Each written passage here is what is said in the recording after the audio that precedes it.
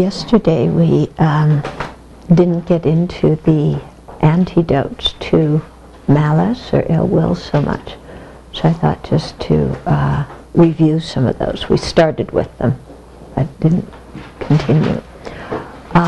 So clearly fortitude, sometimes translated as patience, is an antidote. And that doesn't mean grit your teeth and bear it, because you can very easily harbor some resentment when you do that. But to really look at the situation in a different way. For example, see the person towards whom you have antipathy as somebody who is unhappy. Recognize their unhappiness and see that what they're saying or what they're doing is not so much about you as much as it is about their own misery at that time. So we don't take it so personally, and instead see a suffering person in front of us, and then since we know what it's like to be miserable, compassion comes more easily towards that person. Another antidote is to say, this unpleasant situation I'm having with this person is due to my own negative actions in the past. Harsh words I've spoken, or ways I've deceived people or betrayed them or whatever. And so depending on my karma, then this situation is facing me today. So therefore there's nothing to be angry at the other person for. There's nothing to blame the other person for.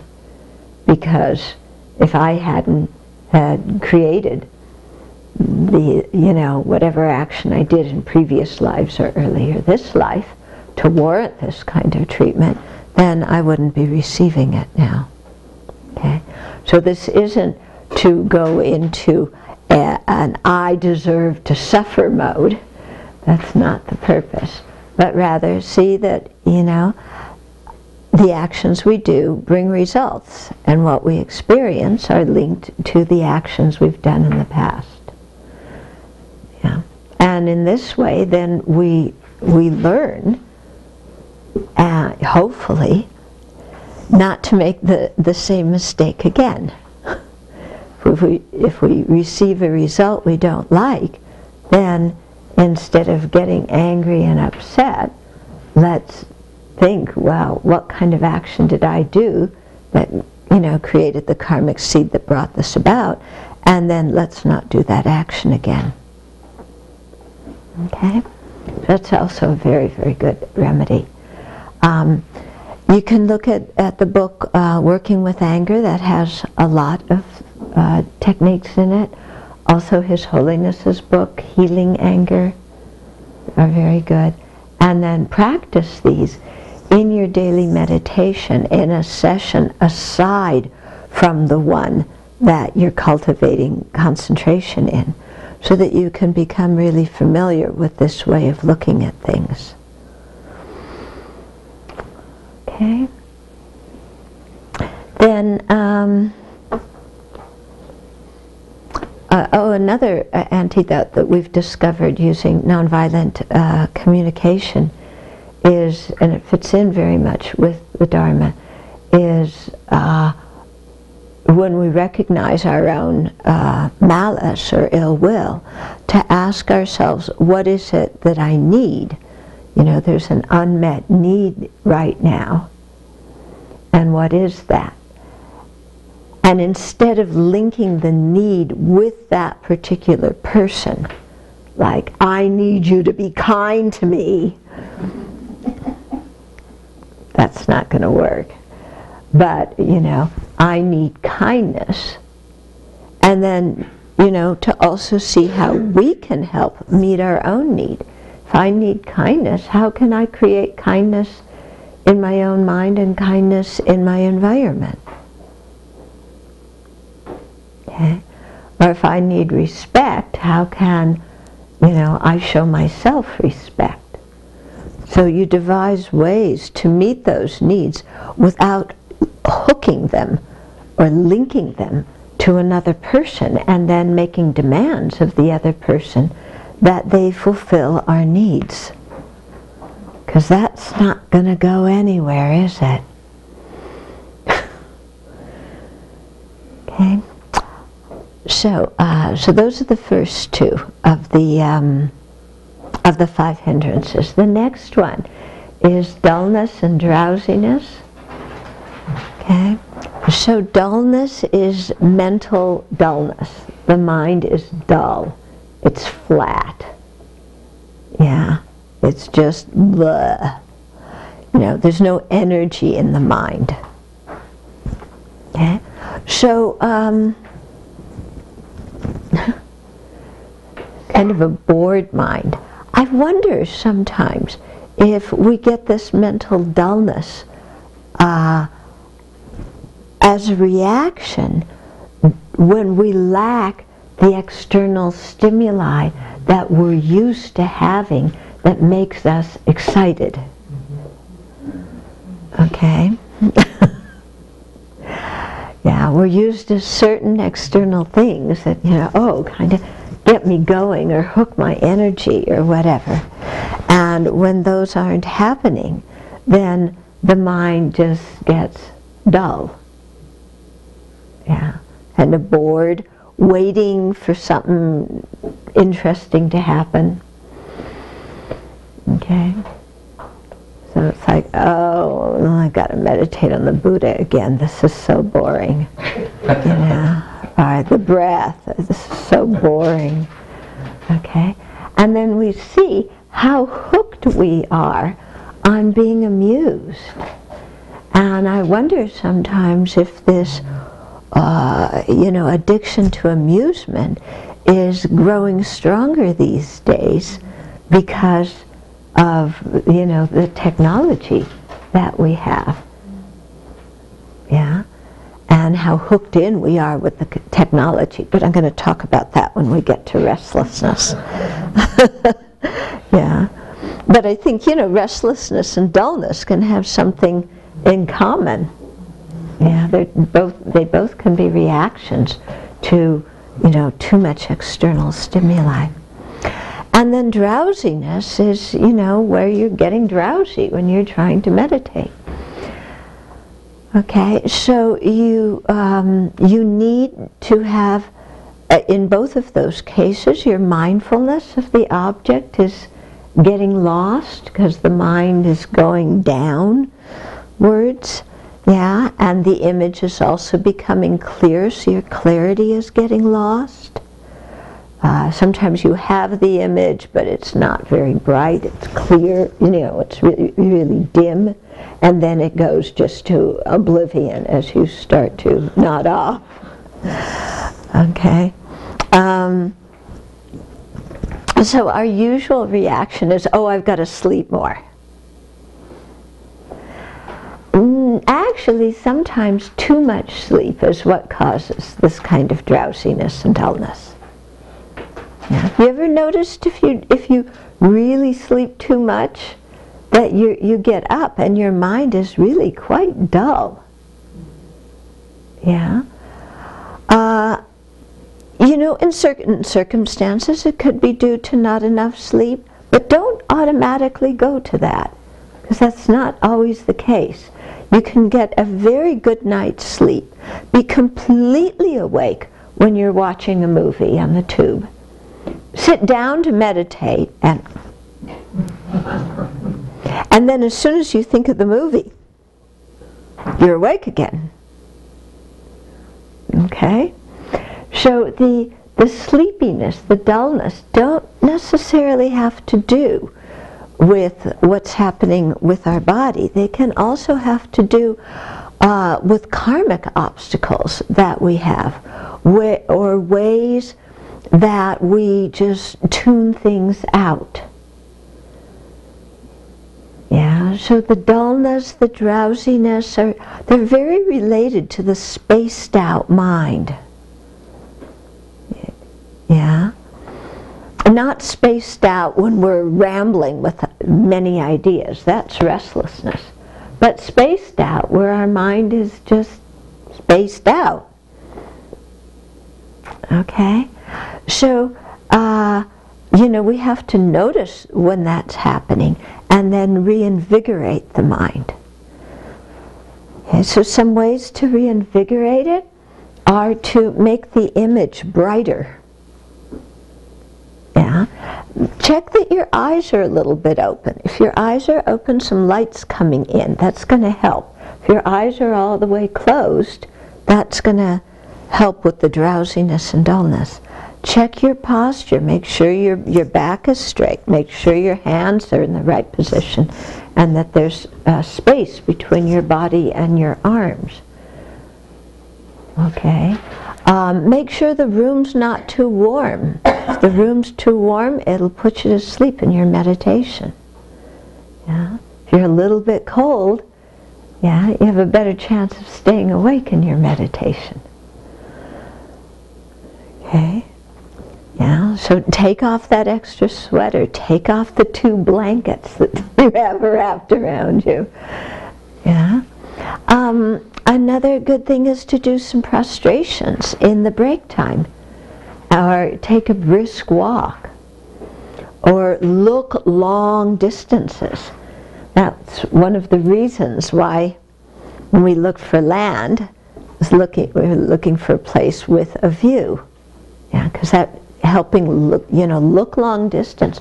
In the evening, go out at night and look into the sky and look at the stars. Yeah, so that big picture just helps to expand your mind. If you're doing the breathing meditation, then when you inhale, imagine inhaling light, and when you exhale, imagine exhaling your foggy kind of mind. Okay.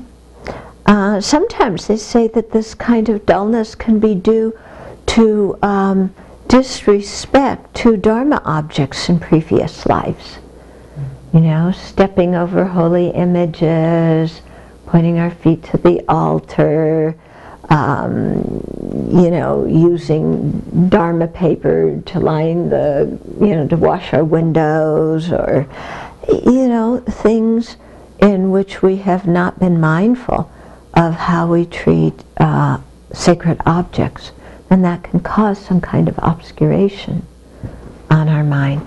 And so doing some purification practice can be helpful there. Okay? So, put some cold water on your face before you come into the hall. Yeah. Okay? Yeah. Venerable, when you were teaching on this a few years ago, and you said that when you had this series of drowsiness, you said that you made a determination that you would fight it and not give into it. Mm-hmm. And I have found that to be probably the most powerful antidote. Mm-hmm. Sometimes even a few of these didn't work, but for me to set my will and my determination not to succumb, mm-hmm. there's sometimes like a 15-20 minute period, if I can hold myself, it actually does dispel. Yeah. When I told the group this morning, it's all of my stubbornness and my obstinacy that I've ever shown toward my teacher. I turn it on this drowsiness. It's like I am not giving in. Yeah. I really appreciate you saying that years ago. That was something I took to heart and has really been probably the most powerful. Okay, good. Okay. Then the fourth hindrance is regret and restlessness.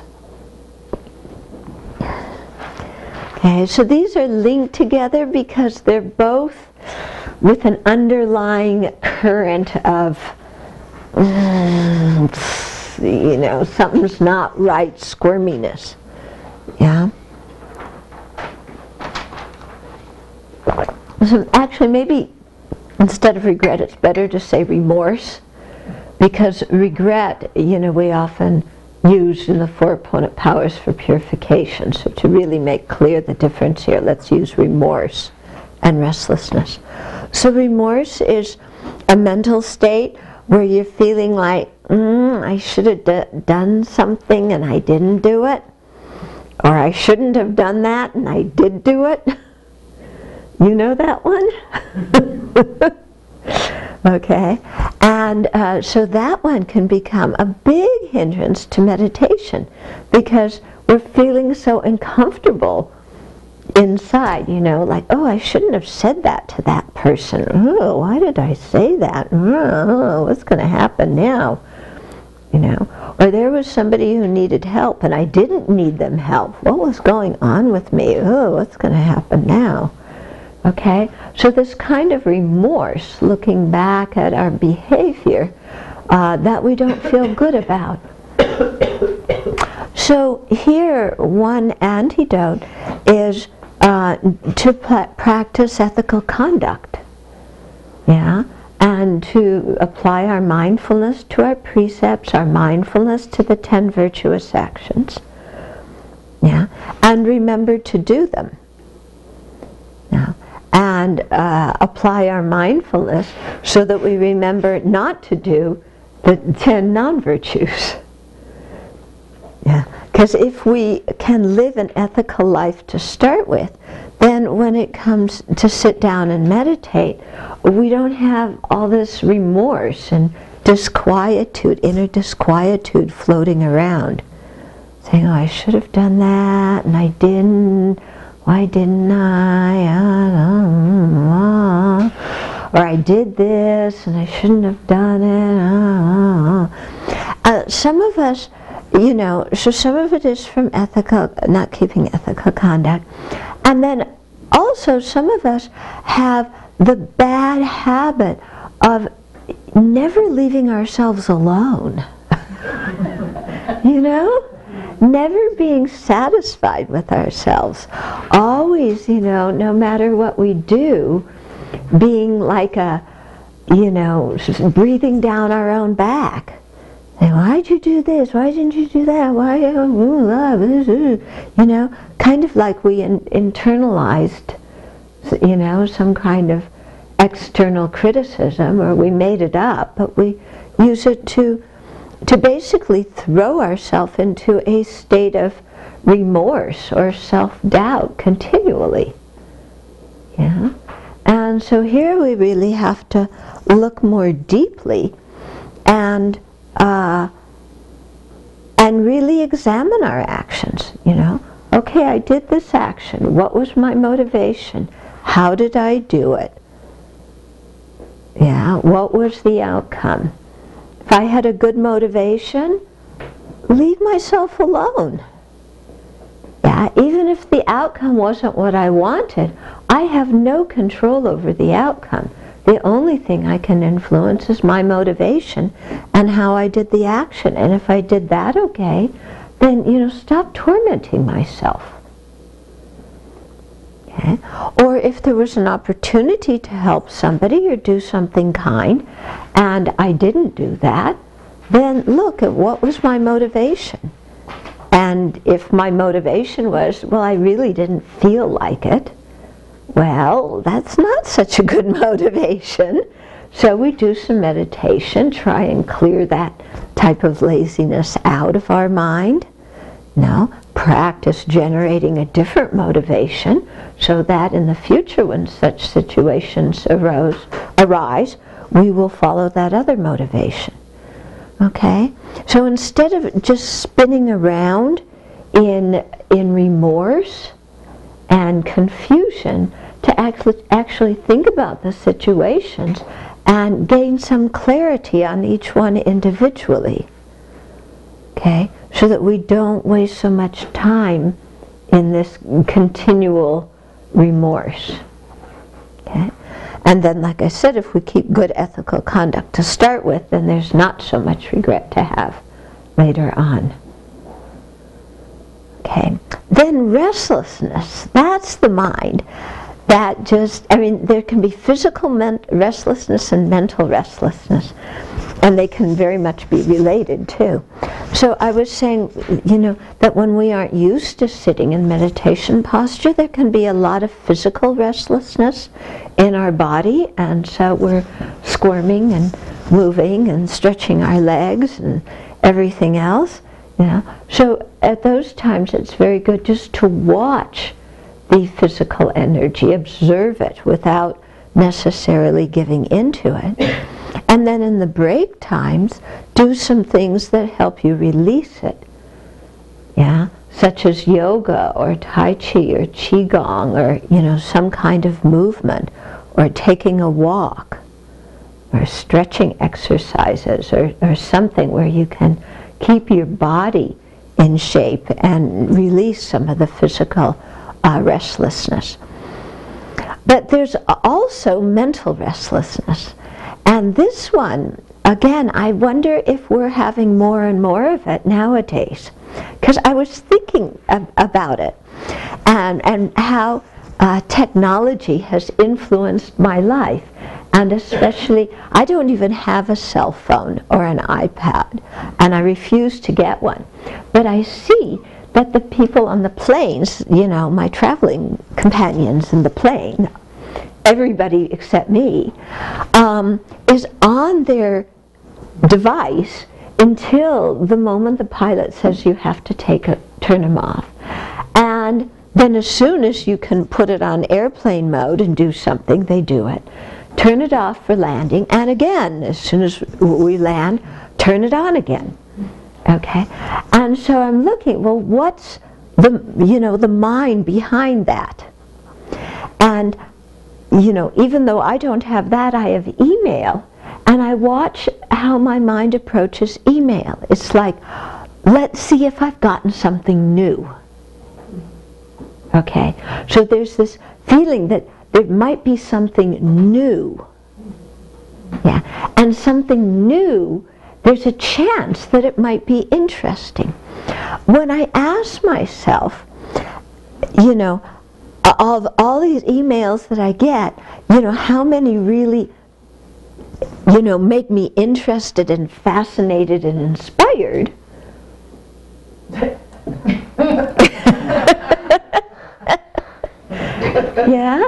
So of all these messages that you get on your, when you're texting, when you're calling, when you're emailing, all of this stuff, how much of it really do you find inspiring and uplifting?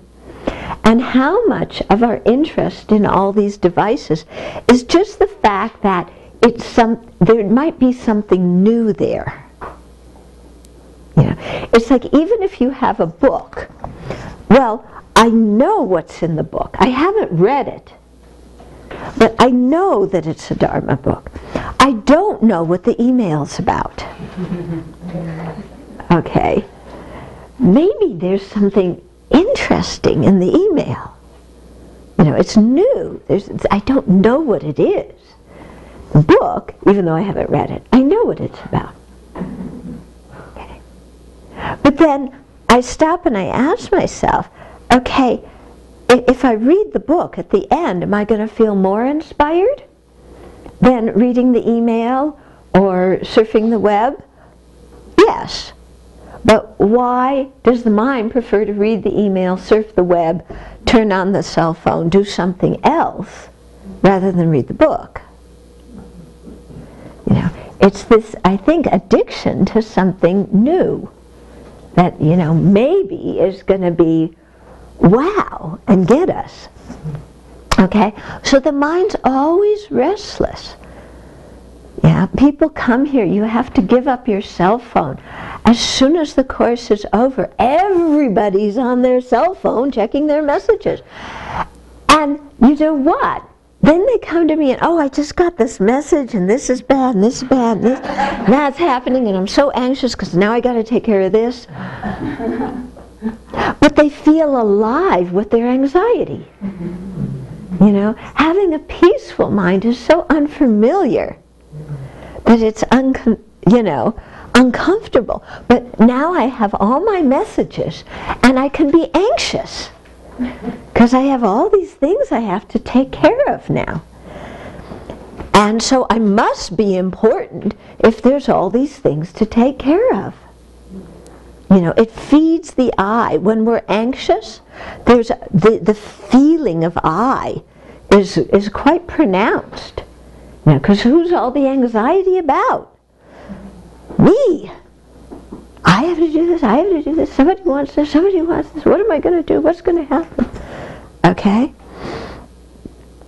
So, even if it's not anxiety, then there's so much restlessness. Now we you know, have access to so many things on the internet. Yeah? So then everybody has to go to Facebook. Let's see what all my friends are doing. Well, you read the things on Facebook.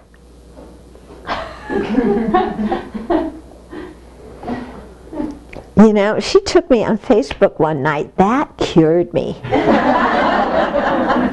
That cured me. What people write on Facebook, it's idiotic. Really. It's like, you know, 15 words, and I don't know. What do you learn about somebody from Facebook? Yeah? And yet people are addicted to it. And I find this especially with the young people who come here. You know, kind of, I gotta find out what my friends are doing. Yeah, well, what are your friends doing? Well, I just went down to the grocery store and had pizza.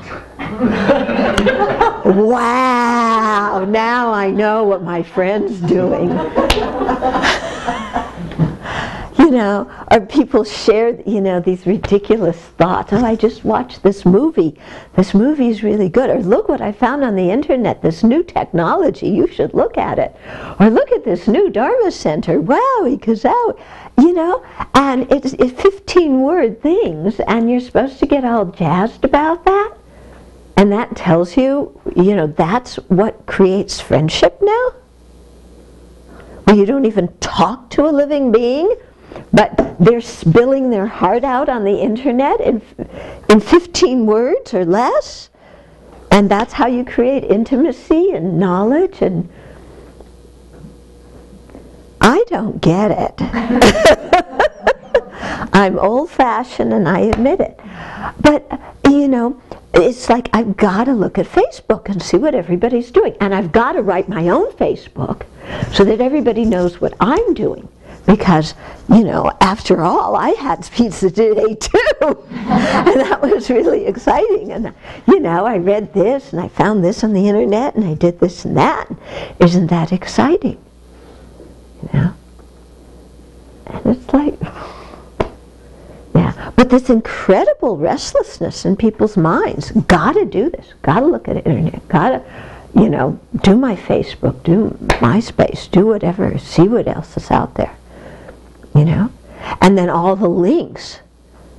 Yeah, I got to follow this link and that link. So whatever you're interested in, you know, you follow all the links. And this happens in Dharma too.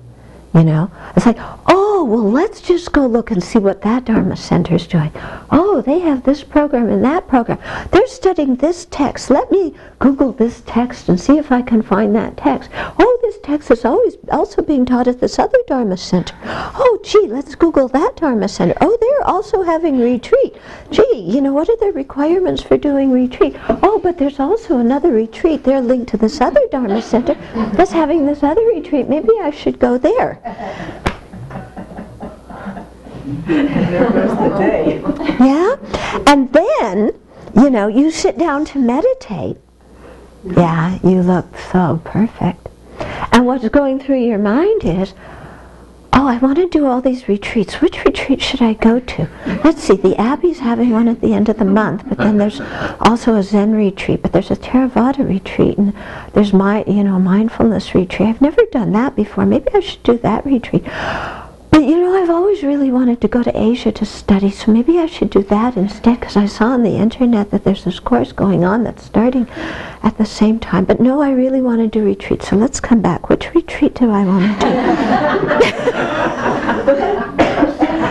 You know?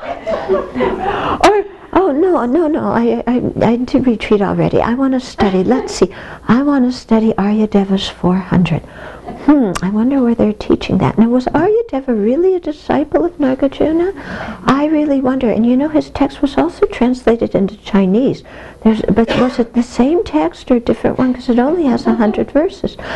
And it's such a wonderful text, you know, but I've never studied it. But, you know, maybe that one's too advanced for me. Maybe I should start with Nagarjuna's Karikas first. After all, he was the guru of Aryadeva. So maybe I should start with the gurus studying first. So let's see, should I do that? But, you know, actually before doing Nagarjuna, really I should learn about Mahamudra. You know, that's because all my friends are learning about Mahamudra, and they're doing these retreats and they sound really fascinating. And, you know, the clear and knowing nature of the mind. I wonder if that's the same one that they talk about in the Siddhantrika presentation of Lorig. You know, this just... You know, is the clear nature of mind in the Mahamudra the same as in Lorig? No, actually, that's off the topic. I've really got to decide what I want to study first. So this is going to be this text, and am I going to study it here? Am I going to study it there?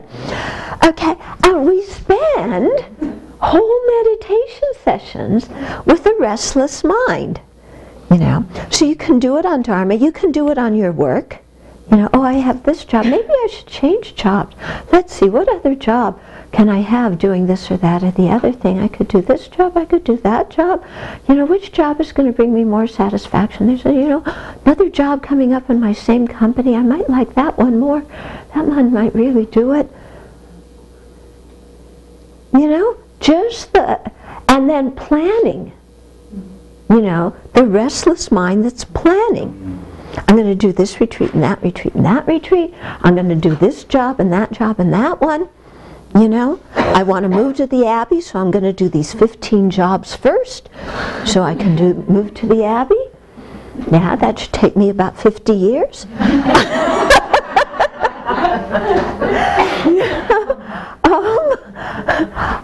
And just the restless mind planning things.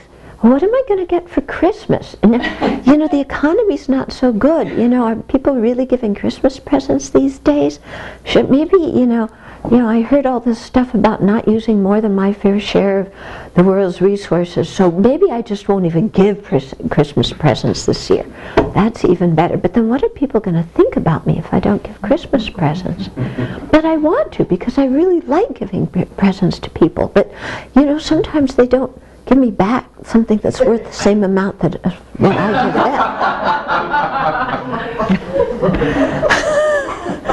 them. Okay, so the restless mind, you know, that's planning. Yeah. I've always wanted to go to India. Where shall I go to India? Where shall I go in India first? You know, on the way to India, maybe I should stop in UK. They have a really good Dharma center there. Yeah. But while I'm in Europe, then I might as well actually do a whole tour of the European Dharma centers on my way to India. Okay, so whether it's Dharma or whether it's worldly stuff, it's the same mind, isn't it? It's completely restless. Completely restless. Wants to think about everything except our object of meditation. Yeah? What's the antidote to that? Scream! Go to sleep! Your mind's exhausted, yeah, so take a little nap on the cushion. Okay, so this is why I think it's important that we really limit, you know, the time that we spend on the internet. And we limit the time that, you know, we look at magazines and at media and at the television and, you know, surfing the internet to find the next new exciting whatever. Okay? And so to really, you know, pull back from that and really take care about our relationship with the media. Yeah, because people wonder why they don't have so much time, but, you know, if we really clock our time, how much time do we spend on the iPad or the iPod or the cell phone or the surfing the internet, on the telephone, flipping through magazines, flipping through newspapers, clicking on the ads. Yeah, how much time do we spend doing that? What kind of influence does it have on our mental state? Okay, so really pulling back from that. Yeah? Or if you find yourself in your meditation, you're humming tunes. Yeah, well, think about what you were just listening to before you sat down to meditate. Yeah, we listen to music supposedly to calm ourselves, but then it's running through our mind during our meditation session. Okay, so really look at the restless mind and how it's seeking something new and excited that isn't here right now. I've got to go read this new website about how to be here in the present moment. And that website linked to this other one about how to be here in the present moment. And I'm never in the present moment, so I got to read all these websites about how to... Okay? The antidote to that is how that be your job like it's mine. What? That the real antidote to that is if that's your job. Yes. That's my job. My job is to write computer programs, and the only way you write computer programs these days is to Google how to do whatever you need to do to write your program. Mm-hmm. So I know the last thing I want to do is turn on the computer. Yeah. But I've talked to some people who, their job is a computer job, but they have a hard time when they come home not being on the computer. There's a lot of people like that. It's like, well, I look at all of these things, all of these different obstacles are really linked, and they're really, and even if you just look at it in terms of brain chemistry, it's really clear how they're all linked together. Mm-hmm. And the real antidote to all of them is, what do you want to spend your time doing? What do you want to be aware of? Mm-hmm. You want to have concentration. The only way to have concentration is to practice it. There really isn't any shortcut. Mm-hmm. And do you want to get to your deathbed and say, geez, how many people get to the deathbed and say, geez, I'm really sorry I didn't find out so-and-so's recipe for baking that. I personally don't know anyone, but I know plenty of people who get to their deathbed and say, I wish I spent more time being happy and kind and less time being angry, frustrated, and stressed out. Mm-hmm. Yep. I just read this really great book, and I was talking about the experiments that they finally got some of the advanced masters to allow their brains to be scanned after holiness, encouraging them to do it. And one of the things they said was that it was amazing that some of the advanced practitioners could sit there, and there was this thing where you saw an image of the Buddha, and you were supposed to click a button if you saw a slight movement in the Buddha, in the image, like it jiggles. And these people could do it for hours, And they said right there, they said, most people get bored after a few minutes. But these people spent upwards of 10,000 hours in meditation. They didn't fool around. Yeah, exactly it. Thank you. Okay, so to really, watch our addictions, especially to the media, and watch how the media controls our life, and really set our priorities. Okay?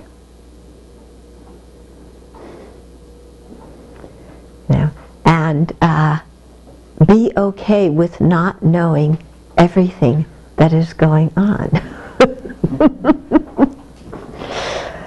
Yeah. Okay, so that's the fourth one. Okay, remorse and restraint and restlessness. Okay, and then the fifth one is doubt. Okay, so doubt sometimes relates to restlessness. You know, a restlessness can be mind can be full of doubt, but they're not exactly the same thing.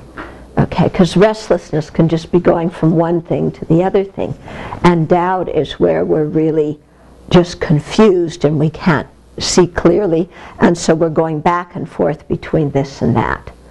Okay, so you know, it's like, oh well, should I meditate on the Buddha, or should I meditate on the breath, or maybe I should meditate on loving kindness. I'd really like to develop loving kindness. Which is going to be the best object of meditation for me? Now, the Buddha, the breath, loving kindness. But, you know, they talk about these kasina meditations, and that kind of seems like it might even be easier. It's just a color, not so complex like the Buddha. Maybe I should do that. Okay, so then you never settle on one object of meditation. So how are you going to develop concentration on one object? Because the mind's full of doubt, you know. Or full of doubt, gee, are these instructions for developing concentration correct? Yeah. I mean, after all, in the Theravada system, they have the 5 hindrances, but what's his name? Maitreya, he taught the 5 faults. Now, you know, which is it? Is it the 5 hindrances or the 5 faults? Which one do I really have to emphasize to get over? Yeah. And so you stay in this doubt. Now, which meditation technique is correct? Actually, you know, if you understood them both, you'd see they were non-contradictory, and you practice them both. Okay? Or, you know, it could go to another area. Well, what's the correct view of emptiness? I mean, you have Vaibhasikas and Svaitantrikas and Chidamadras and Svatantrikas and Prasangikas, and so which is the right view of emptiness? And within the Prasangikas, you know, there's different people who teach it differently, so which one's the real Prasangika view? Yeah, and how do you develop the Prasangika view in Sutra? How do you develop it in Tantra? You know, I mean, I'm inclined to do it this way, but then this teaching makes a lot of sense too. Maybe I should do it that way. You know? But then I really wonder if all religions are coming to the same point, because maybe I could learn some things from some other religions. They might have a view of emptiness, and that technique might help me just as well. Okay? You didn't laugh at that one. You were supposed to.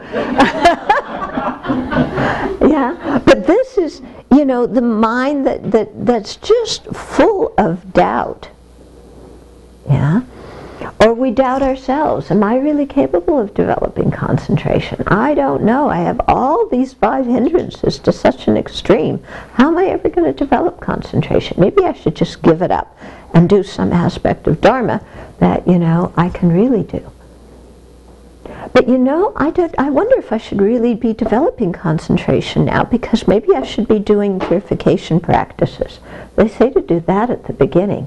So maybe I should do, you know, a retreat on purification practices. But, you know, maybe I should study, because study is really useful too. And if I study, then I'm going to know the techniques more. So maybe I should do that, because they really encourage study. But if I only study and I don't meditate, I'm not going to learn anything. So maybe I should really develop concentration now. But you know, His Holiness also says that monastics should go out and benefit society. And I'm sitting here and my mind's so restless. Maybe if I went out and helped somebody, I would calm down. Okay? So mine's just completely full of doubts. You know, what's the best way to practice? What should I be doing now? Well, maybe I'll go ask my teacher. And whatever you ask your teacher says one thing. I don't want to do that. Yeah? I asked my teacher so they'd settle my doubts and, you know, tell me what to do, and then I'd be clear on doing. But I don't want to do that. That doesn't make any sense to me at all. Let's go to another teacher. They'll give me better advice. I went to that teacher, and they, you know, my first teacher told me to do this. The second teacher told me to do that. Now I'm really in a jam. Do I follow the first teacher or the second teacher? Let's go ask a third teacher whether I follow the first one or the second one. Third one actually says, you know, don't do either. Follow my way. Yeah. now which one do I really do? Okay, and so you're not only restless, but you're full of doubt. So there's no clarity on what to practice or how to practice it. Yeah. And so there's different forms of doubt. There's one form of doubt where we really are unclear and we need information. So go ask a question. Go study. There's another kind of doubt where our mind is just spewing forth doubt because it's entertaining in a way. You know, it makes us miserable because we're so confused, but the entertainment aspect keeps us from actually doing anything. Okay? And then there's another kind of doubt that is the cynical one of, you know, well, I'm never going to gain concentration anyway, and none of these techniques are really accurate. And I don't even know if emptiness really exists. I mean, maybe there's not such a thing as emptiness, you know. God really makes me feel good. Maybe I should go back and be Christian. Okay? So you get this kind of skeptical doubt, you know, or all these religions, they're all the same, you know, all the religious institutions are completely corrupt, so just screw it all. You know, let's go back out to the bar and have a beer. Yeah. Okay? So the mind just, you know, gets very cynical with the cynical kind of doubt, which is not very healthy at all, not very good. But, you know, it's very ego reinforcing, you know, because the cynical kind of doubt, there's an aspect of arrogance in it. Of, you know, everybody else is confused and everything else doesn't make any sense and it's all hopeless. You know, yeah, there's a tinge of arrogance in there. You had a question? I get kind of confused with doubt. I'd asked this when they were listening to me a few months ago, when we talk about doubt and then talking about just kind of analyzing the teachings and kind of trying them out in your own life. I find it difficult to kind of find the line between those sometimes. Okay. She had mentioned like doubt kind of stalls you on moving forward and not necessarily. Right. Okay, so the difference between doubt, you know, on one hand, especially the negative kind of doubt, and the emphasis on analyzing the teachings and trying them out. When you're analyzing, you're doing it not with a mind of doubt, but with a mind of, okay, it says this, let's follow the reasoning and see if the reasoning makes sense to me. Okay, here's the technique, let's actually sit down and apply it and see what's happening. Yeah, or here it says how this is linked to this and dependent on this. Let's sit down and think about that and make some examples of it. Okay, so there you're really, you know, thinking about the teachings and contemplating them. Yeah, and that's different from doubt, because doubt, especially the negative kind of doubt, they say it's like a two-pointed needle. You can't sew with a two-pointed needle. You can't go this way, you can't go that way. When you're analyzing the teachings, you're really thinking deeply about them and you're actually going in a particular direction. Whereas with doubt, you're just going back and forth in your own confusion. The motivation behind the questioning. Right. Because when you're doing the analysis and you're questioning the teachings, yeah, then your motivation is to understand. With doubt, sometimes, like I was saying, there's this kind of cynical thing, yeah, cynical motivation, or there could just be the thing of, you know, I'm so confused, so I can't try out the teachings. Okay? It's like the scientific mind, because the scientist is not going to say, I doubt that gravity exists, but he'll investigate gravity to see how it really works. Mm-hmm. And as they don't really know why gravity works at this point, they don't reject it. They just say, we still don't know, and we're going to